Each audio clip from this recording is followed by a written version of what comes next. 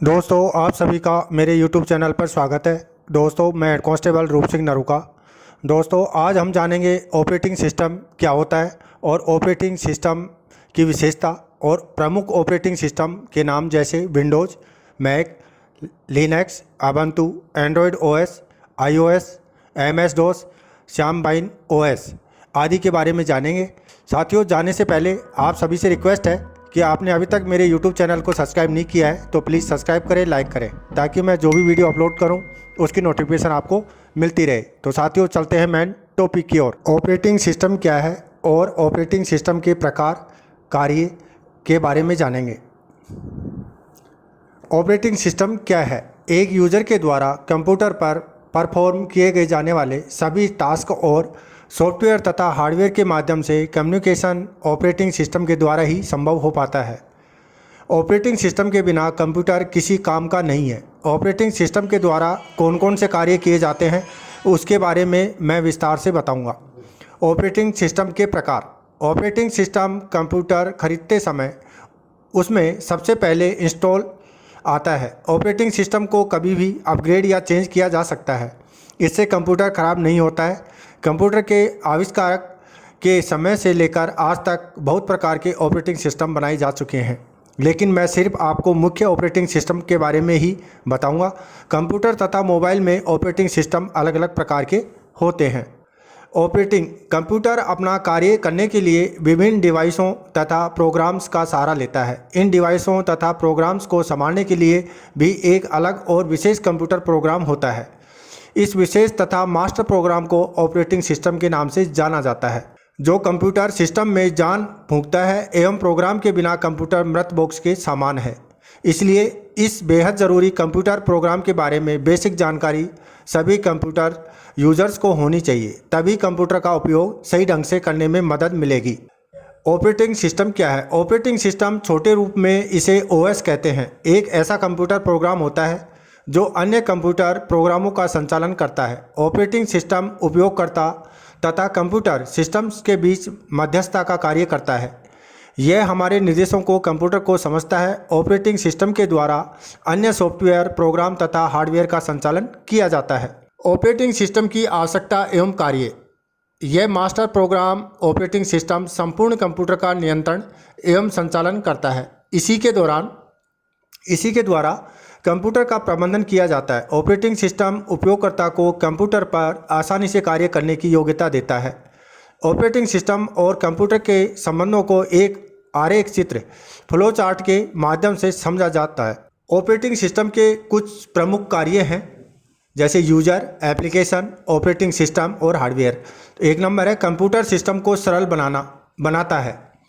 Computer system user द्वारा प्रविष्टि data को बाइनरी संख्या 0-1 में ही समझता है, लेकिन यूजर के लिए बाइनरी में निर्देश देना संभव नहीं है। इसलिए यूजर इंटरफेस को उसकी भाषा में ही तैयार करने की सहूलियत ऑपरेटिंग सिस्टम से मिलती है। इसलिए हम और आप अपनी खुद की भाषा में कंप्यूटर को निर्देश देकर मनचाहा काम करवा लेते हैं। यह सब संभव होता है ओएस के द्वारा। 2 नंबर है हार्डवेयर सूचनाओं को छिपा लेता है।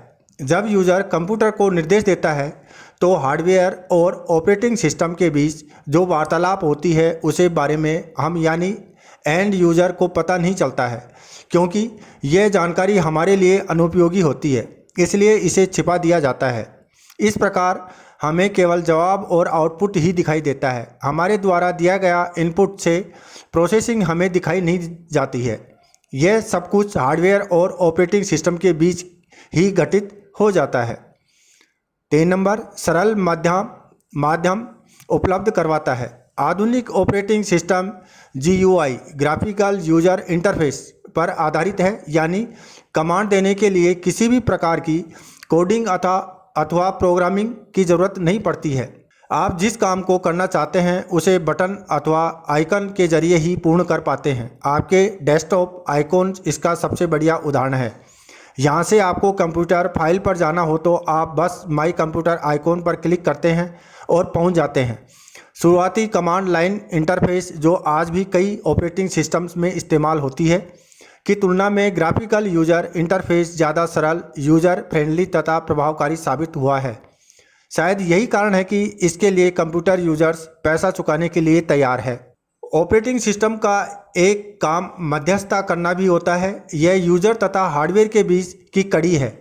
यूजर जो भी निर्देश कंप्यूटर को देता है वह ऑपरेटिंग सिस्टम के रास्ते ही संबंधित हार्डवेयर तक पहुंचता है। मान लीजिए आप कंप्यूटर में गाना बजाना चाहते हैं तो आप गाना प्ले करते हैं।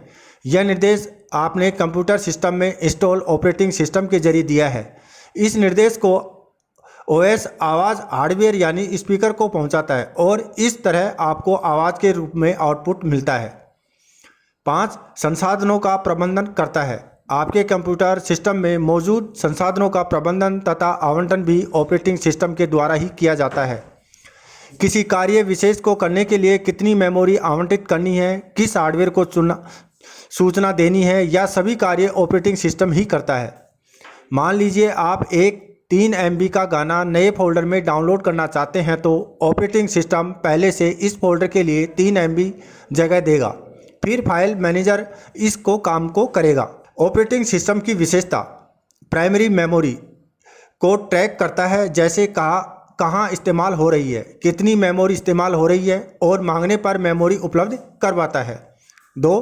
प्रोसेसर का ध्यान रखता है अर्थात मैनेज करता है। 3. कंप्यूटर से जुड़े हुए सभी डिवाइसों को मैनेज करता है। 4. कंप्यूटर हार्डवेयर और सॉफ्टवेयर दोनों को मैनेज करता है। 5. पासवर्ड तथा अन्य तकनीकी के माध्यम से सुरक्षा प्रदान करता है। 6. कंप्यूटर द्वारा किए जाने वाले कार्य को ध्यान रखता है और उनका रिकॉर्ड रखता है। 7. एरर्स और खतरों से अवगत कराता है। 8. यूजर और कंप्यूटर प्रोग्राम के बीच समन्वय बनाता है। ऑपरेटिंग सिस्टम की विशेषता प्रमुख ऑपरेटिंग सिस्टमों के नाम हैं, जैसे Windows OS operating system, Mac operating system, Linux operating system, Ubuntu, Android OS, iOS, MS DOS, Symbian OS, ये आदि ऑपरेटिंग सिस्टम है। अधिकतर 99% आज के टाइम में विंडोज़ ऑपरेटिंग सिस्टम को अधिकतर यूज करते हैं।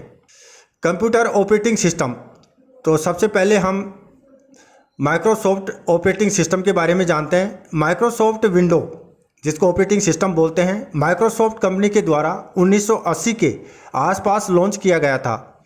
माइक्रोसॉफ्ट विंडो के आज तक बहुत सारे वर्जन आ चुके हैं। सबसे लेटेस्ट वर्जन विंडो 10 है। इसके अलावा window XP, window 7, window 8, window 8.1 आदि पुराने वर्जन हैं। माइक्रोसॉफ्ट विंडो पूरी दुनिया में सबसे अधिक यूज किया जाने वाला ऑपरेटिंग सिस्टम है। 2 number Mac operating system. Mac OS Apple company के द्वारा बनाया गया ऑपरेटिंग सिस्टम है। एप्पल कंपनी के कंप्यूटरों में मैक ऑपरेटिंग सिस्टम ही इंस्टॉल किया जाता है। मैक ऑपरेटिंग सिस्टम के भी बहुत सारे वर्जन हैं, जैसे मोजवा, हाई, सेरेरा और सेरेरा आदि। Mac operating system Microsoft window के बाद पूरे विश्व में सबसे ज़्यादा यूज किए जाने वाला दूसरा ऑपरेटिंग सिस्टम है। इसका मुख्य कारण यह है कि एप्पल कंपनी के प्रोडक्ट काफ़ी महंगे होते हैं और मैक ऑपरेटिंग सिस्टम केवल एप्पल कंपनी के ही कंप्यूटर में यूज किया जाता है। 3 number Linux operating system. Linux open source operating system है, जिसका मतलब यह है कि यह ऑपरेटिंग सिस्टम किसी भी व्यक्ति के द्वारा मॉडिफाई तथा डिस्ट्रीब्यूट किया जा सकता है। लाइनक्स बिल्कुल फ्री ऑपरेटिंग सिस्टम है, लेकिन इसे ऑपरेट करना थोड़ा मुश्किल होता है। पूरी दुनिया में 2% से भी कम कंप्यूटर पर इस ऑपरेटिंग सिस्टम का इस्तेमाल किया जाता है। Mobile operating system. Mobile operating system 2 प्रकार के होते हैं, एंड्रॉयड और एप्पल iOS। तो 1 नंबर है Android. Android operating system Google company के द्वारा बनाया गया है। एंड्रॉयड ऑपरेटिंग सिस्टम में एप्लीकेशन गूगल प्ले स्टोर से डाउनलोड किए जाते हैं। 2 number Apple iOS। Apple iOS Apple company के ही मोबाइल में इंस्टॉल होता है। एंड्रॉयड पर चलने वाले एप्लीकेशन एप्पल के ऑपरेटिंग सिस्टम पर नहीं चलते हैं। दोनों पर एप्लीकेशन चलाने के लिए अलग अलग प्रकार की प्रोग्रामिंग करनी पड़ती है। ऑपरेटिंग सिस्टम के कार्य, जैसा कि मैंने आपको बताया, एक यूजर ऑपरेटिंग सिस्टम के द्वारा ही सॉफ्टवेयर तथा हार्डवेयर के साथ कम्युनिकेट कर सकता है। ऐसे कौन कौन से कार्य हैं जो एक यूजर ऑपरेटिंग सिस्टम के द्वारा कर सकता है, चलिए जानते हैं। 1 नंबर प्रोसेस मैनेजमेंट।